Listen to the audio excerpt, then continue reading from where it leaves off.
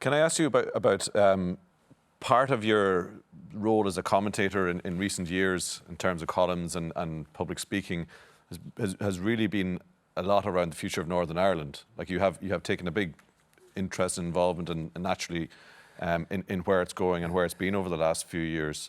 You once said you're a dreamer, you're a romantic. Do you dream of a united Ireland? No, I don't at all. I mean, I think we should be blind to nationality, blind to sexuality, blind to religion. In the end, the important thing is empathy, goodness, all those sorts of qualities, honesty, courage. And so it doesn't matter to me what form Northern Ireland or the north of Ireland takes. And I think that the problem now is that the opportunity to create a secular, shared Northern Ireland was squandered. The DUP were in the driving seat.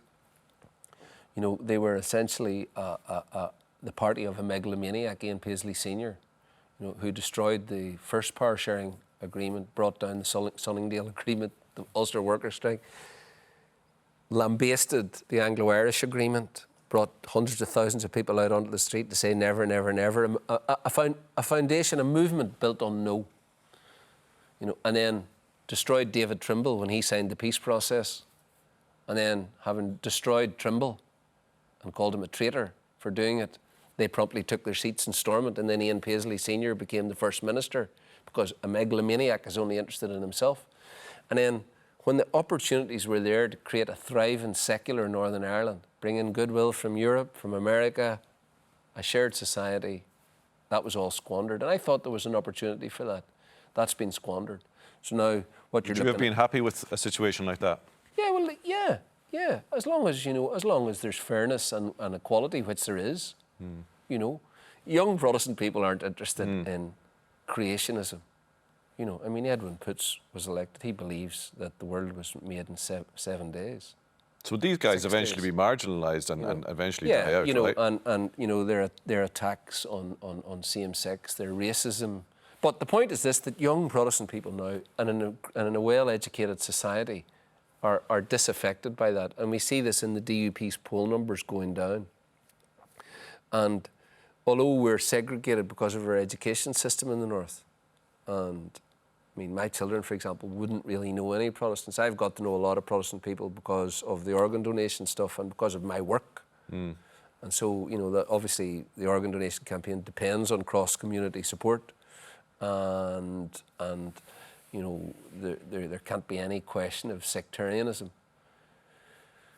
And it seems to me that the best solution is probably going to be enforced on us. That the truth is that the British sort of conglomerate of Scotland, Wales, England and the north is starting to fall apart anyway. Scotland are going to be looking for independence very, very soon. I imagine there'll be an independence vote there within 10 years, which will be for independence. England is becoming increasingly xenophobic. They have no interest in the north anyway. It's a millstone around their necks. So what we could probably start with is a two-state solution in the north, where the north would have its own independent parliament, have tax-raising powers, and would be able to harness massive goodwill from Europe and from America. We don't need big sums of money to keep us going. It's a very, very small country. You're talking about, 1.5 million people. So it's a very, very small country. And so you start with a two-state solution, and I think that necessarily the first important thing would be to have a vote in the north on rejoining the European community. That would be very welcome. Of course, it would bring South and North together, being that we're one physical entity. And after that, I would just leave it. So you'd have a two-state solution to start with. Over time, as all that old, ridiculous sectarianism dies away and all the wounds in the north start to heal, as they have been doing, and the younger generations who are not interested in any of this nonsense are only interested in a practical way. How do we put bread on the table? All the normal questions. How do we want to live? We want same-sex marriage. We want to have liberal values in our society, which we do want in the north. And so you could then see over a period of time that people would probably decide, well, look, there's not much point in having two separate states here. I mean, I wouldn't be surprised if within 20 years there were some sorts of moves towards unification. But I think that it's important that in the south there's a very light touch towards that. Southern governments are making the right sounds.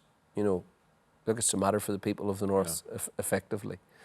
I have to say, I think that if it were properly worked out, we were back in the European community, it could work very well financially. From every possible perspective, it could work very well.